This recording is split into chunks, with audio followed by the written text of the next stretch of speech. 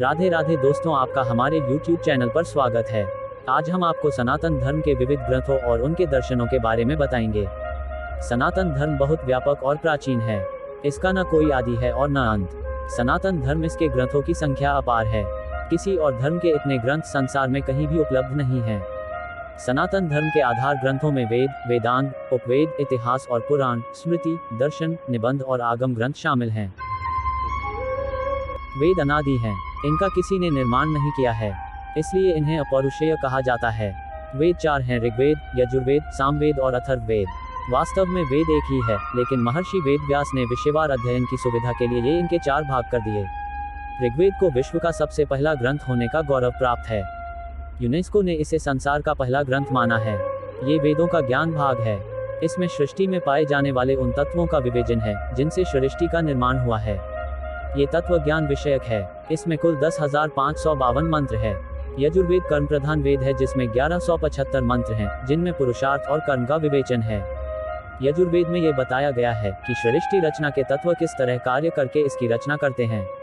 ये भी बताया गया है कि मनुष्य को कैसे कर्म करना चाहिए। इसमें कर्मकांडों की प्रधानता है। विविध लोक कल्याणकारी यज्ञों का भी इसमें वर्णन है।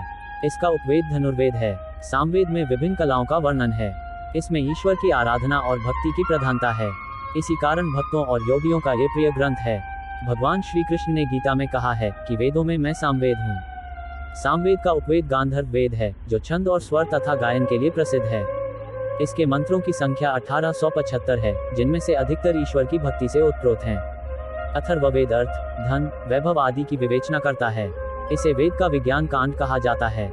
इसमें शरीर विज्ञान, आत्मविज्ञान, ब्रह्म विज्ञान, समाज विज्ञान, औषध विज्ञान, नक्षत्र विज्ञान, भू विज्ञान का विशद वर्णन है। इस वेद में कुल 5,987 मंत्र हैं। इसमें अनेक अद्भुत औषधियों के नाम तथा विविध रोगों के निवारण में इनके उपयोग के बारे में भी बताया गया है। वेदों के भी 6 भाग हैं: मंत्र संहिता, ब्राह्मण ग्रंथ, आरण्यक, सूत्र ग्रंथ, प्रतिशाख्य और अनुक्रमणी। ब्राह्मण ग्रंथ, सनातन धर्म में ब्राह्मण ग्रंथ बहुत महत्वपूर्ण हैं। इनमें बतलाया गया है कि वेद मंत्रों का यज्ञ में कैसे उपयोग हो।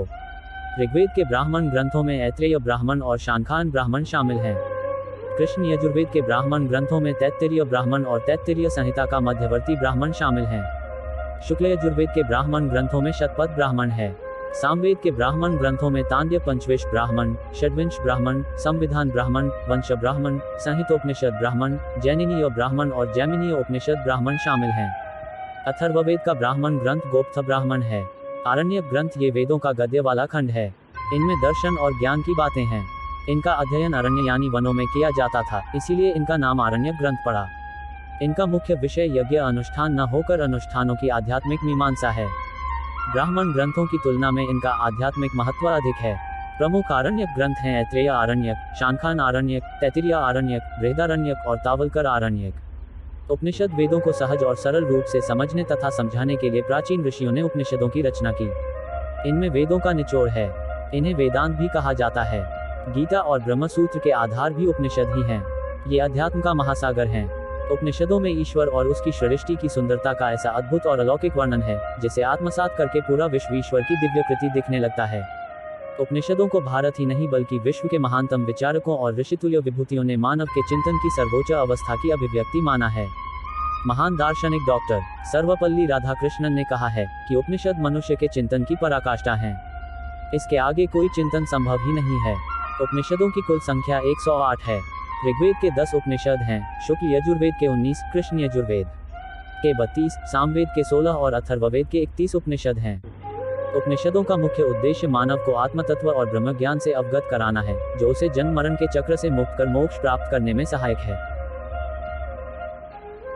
इतिहास पुराणों में ही वेदों के अर्थ की पूरी विवेचना की गई है, इसलिए इन पर विचार किए बिना वेदों को सही सही समझा जाना कठिन है।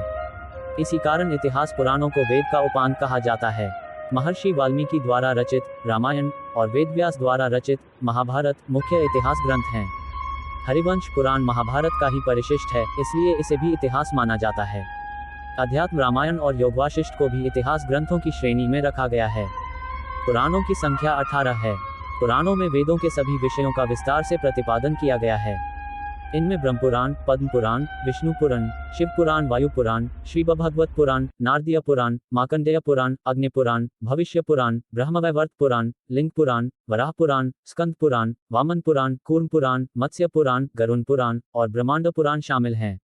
तो ये थे सनातन धर्म के विविध ग्रंथ। अगली वीडियो में इनके दर्शनों के बारे में चर्चा करेंगे। अभी के लिए आपसे विदा लेता हूँ। अगर आपको हमारा वीडियो पसंद आया तो लाइक और सब्सक्राइब करें। राधे राधे।